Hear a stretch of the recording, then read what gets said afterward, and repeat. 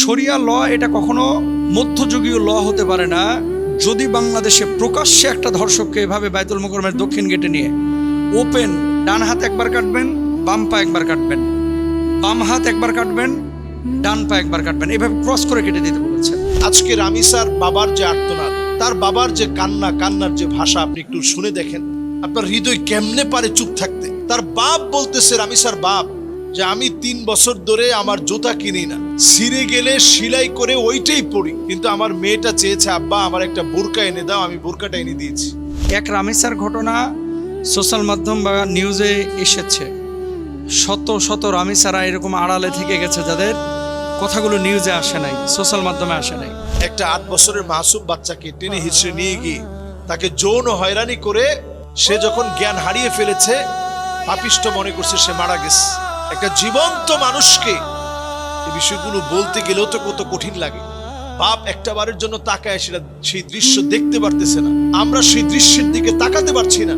একটা বার বাংলাদেশে আল্লাহর শরিয়া আইন কায়েম করেন, অন্য কোন আইন দিয়ে বিচার করলে তেমন কোনো বিচার আসলে হচ্ছে না বাংলাদেশে। গত 1 বছরে বাংলাদেশে যে পরিমাণ খুন খারাপি এবং ধর্ষণ হয়েছে, সে অনুপাতে আমি একজন সাধারণ মানুষ হিসেবেই চাচ্ছি যে শরিয়া আইন বাস্তবায়ন ছাড়া আসলে এই ধরনের খুন, ধর্ষণ, হত্যাকাণ্ড এগুলো বন্ধ করা পসিবল না। তো এই ধরনের বিশৃঙ্খলা আপনি সম্প্রতি দেখেছেন যে ছোট্ট রামিসা, তাকে নির্মমভাবে দুনিয়া থেকে বিদায় করে দেওয়া হয়েছে এবং এই জালেম ধরাও পড়েছে, অপরাধ স্বীকার করেছে। যদি শরিয়ার দৃষ্টিভঙ্গিতে তার শাস্তি প্রয়োগ করা হয়, তাহলে কি ধরনের শাস্তি সে পাবে, এ ব্যাপারে আপনার কাছে জানতে চাচ্ছি। প্রথমে আমরা দোয়া করি যে এই ছোট্ট রামিসার আব্বা আম্মাকে আল্লাহ তাআলা সবরে জামিল দান করুন। 2 নম্বর বিষয়, গত 1 বছরে বাংলাদেশে যদি 2025 সাল, গত বছর যেটা শেষ হয়ে গেছে, এটার হিসাব করেন, আমি কালকে থেকে অনেক ঘাটাঘাটি করলাম যে কি পরিমাণ বিশৃঙ্খলা এবং এই ধরনের ঘটনা, এক রামিসার ঘটনা সোশ্যাল মাধ্যম বা নিউজে এসেছে, শত শত রামিসারা এরকম আড়ালে থেকে গেছে যাদের কথাগুলো নিউজে আসে নাই, সোশ্যাল মাধ্যমে আসে নাই। দেখেন, 2025 সালের প্রথম 10 মাসে বাংলাদেশে প্রায় 4105টি ধর্ষণ এবং 3554টি খুন নথিভুক্ত হয়েছে বলে পুলিশ সদর দপ্তরের একটা তথ্য প্রকাশ হয়েছে। তাহলে ধর্ষণ কত? 4105টি, আর খুন হচ্ছে 3554টি। আপনি কল্পনা করতে পারেন যে মানুষের মনস্তাত্ত্বিক অবস্থা এবং এই জালেমদের অবস্থাটা কোন পর্যায়ে পৌঁছাইছে। আজকে রামিসা, কালকে আপনি, পরশুদিন আরেকজন, এভাবেই তো হচ্ছে। এখন এই বিশৃঙ্খলা, এই হত্যাকাণ্ড, এই ধর্ষণ, এগুলো থেকে বাঁচার উপায় কি? শরিয়া ল এটা মধ্যযুগীয় কোনো ল না। আবারও বলি, কোরআন হচ্ছে সার্বজনীন, কোরআন হচ্ছে কিয়ামত পর্যন্ত আল্লাহ রাব্বুল আলামিন কমপ্লিট কোড অফ লাইফ, এমন মহামূল্যবান জীবন বিধান, সংবিধান আল্লাহ তাআলা আমাদেরকে দিয়েছেন। পৃথিবীতে শান্তি প্রতিষ্ঠার জন্য কোরআনুল কারিমের এই বিধানের কোনো বিকল্প নেই। এখন আপনি শরিয়া আইনকে যদি বলেন, হয়তোবা রাজনীতিবিদরা অনেক সময় একটা বোঝাইতে চায়, আমরা বুঝি, আর একটা মুখ ফুসকে অনেক কিছু বলে ফেলেন। বুঝে শুনে এই ধরনের কোনো কথা আসলে এটা ইসলাম অনুমোদন করে না। ইসলামিক ল, শরিয়া ল এবং ব্রিটিশ ল, এটা যোজন পার্থক্য। এর আগেও আপনাদেরকে বলেছিলাম আমি যে ব্রিটিশদের কোনো সংবিধান নাই, তারা মানুষের জন্য আইন তৈরি করে, তারা মানুষের জন্য ল তৈরি করে। আর আমাদের মানুষের জন্য যদি কোনো ল তৈরি করতে হয় যেটা মানুষের জন্য কল্যাণকর, সেই লই কিন্তু তৈরি করতে হবে। এখন এই যে এতগুলো হত্যাকাণ্ড, এতগুলো খুন হয়েছে, অপরাধী কয়জন ধরা পড়েছে? যারা ধরা পড়েছে, মহামান্য আদালত তাদের বিচার একটা নির্দিষ্ট প্রক্রিয়ায় তারা করছেন। কখনো 10 মাস লাগে, কখনো 10 বছর, 12 বছরও লেগে যায়। এখন ফাঁসি কয়জনের হয়েছে আপনারা শুনেছেন বলেন?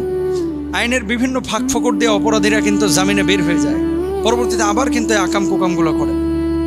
2024 সালে প্রায় 4394টি ধর্ষণের মামলা এবং 4114টি খুনের মামলা হয়েছিল বলে প্রকাশিত হয়েছে।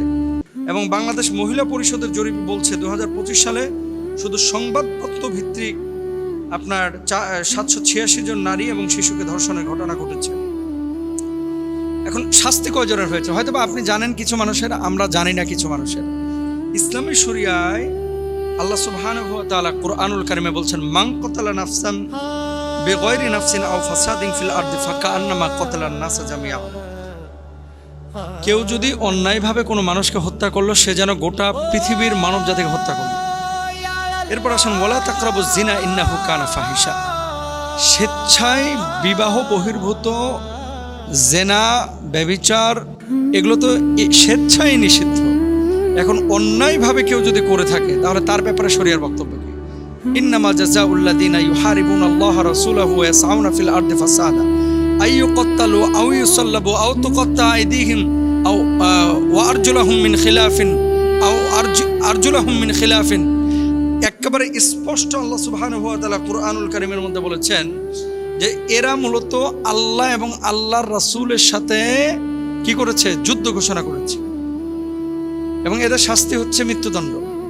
এদের শাস্তি হচ্ছে ডান হাত বাম পা, বাম হাত ডান পা, এভাবে ক্রস করে কেটে দেওয়া। যে ওয়ারজুলুহুম মিন খিলাফ, বিপরীত মেরু থেকে, বিপরীত দিক থেকে তাদের হাত পা কেটে দেওয়া। কারণ এরা বিশৃঙ্খলা তৈরি করেছে। শরিয়া ল এটা কখনো মধ্যযুগীয় ল হতে পারে না যদি বাংলাদেশে প্রকাশ্যে একটা ধর্ষককে এভাবে বাইতুল মুকাররমের দক্ষিণ গেটে নিয়ে ওপেন, ডান হাত একবার কাটবেন, বাম পা একবার কাটবেন, বাম হাত একবার কাটবেন, ডান পা একবার কাটবেন, এভাবে ক্রস করে কেটে দিতে বলেছেন।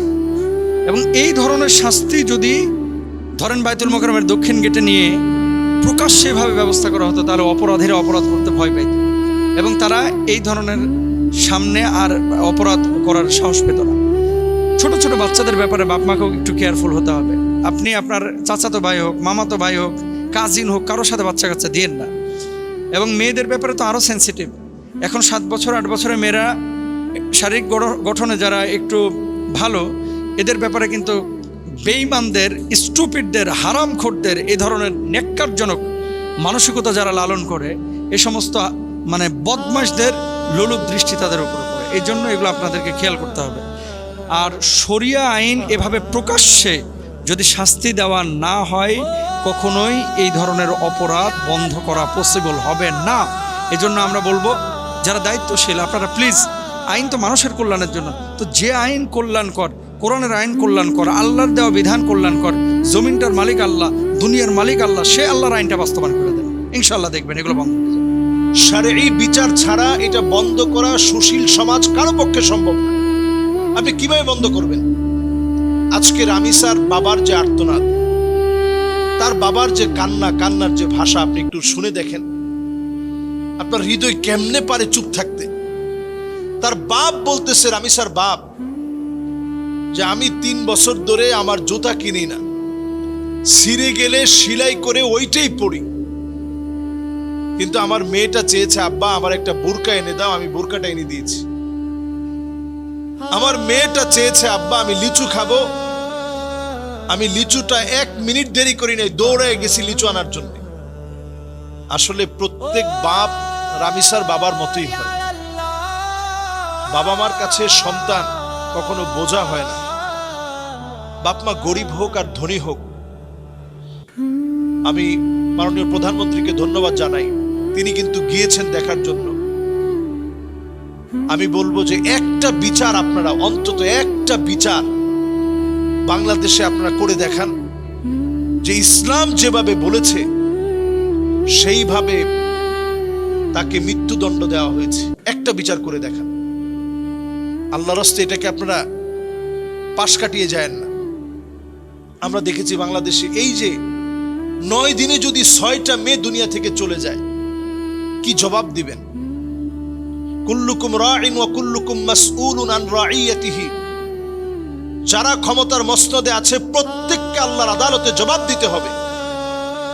আপনি আইন খুব স্বাভাবিকভাবে চলছে, দেশের অবস্থা ভালো, আইন শৃঙ্খলা বজায় আছে, আপনি মুখে বললেন।